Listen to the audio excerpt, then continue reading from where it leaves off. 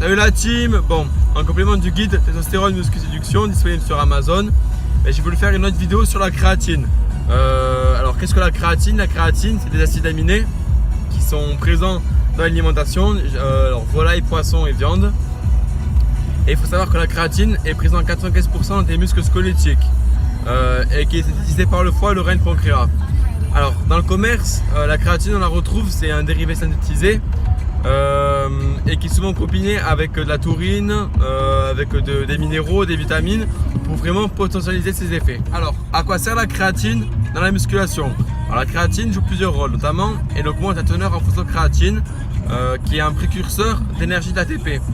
C'est-à-dire que plus tu auras de créatine dans ton organisme, plus tu auras de phosphocréatine et plus tu auras un renouvellement d'ATP, de source d'énergie.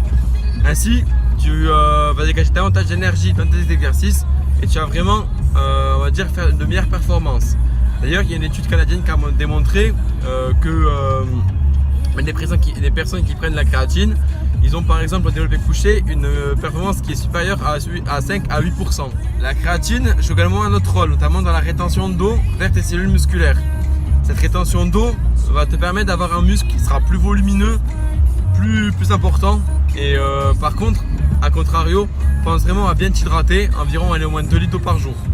Le troisième rôle, c'est que la créatine va améliorer ton rapport masse musculaire, masse adipeuse, c'est-à-dire masse graisseuse, parce qu'il va potentialiser l'effet du marqueur présent sur ton gène qui stimule la croissance musculaire. Tu auras intérêt de prendre la créatine si tu recherches de prendre de la masse musculaire et si tu cherches à améliorer tes performances pour des exercices courts et intenses.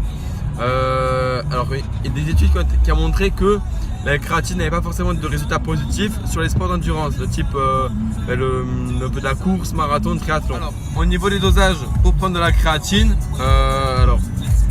selon les recommandations, il faut prendre environ 2 à 3 grammes par jour avec un apport hydrique suffisant.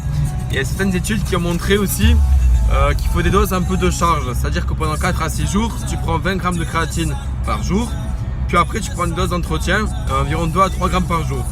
Alors cependant, les études sont assez mitigées sur ces deux constats et pensent vraiment avoir un avis médical auprès d'un médecin ou prendre un conseiller auprès d'un pharmacien. À quel moment il faut prendre la créatine? Tu peux prendre la créatine avant ton entraînement, avant ta séance ou après tes exercices pour vraiment potentialiser l'effet de transport d'acides aminés vers tes cellules musculaires. Alors, il y a des contre-indications pour la créatine.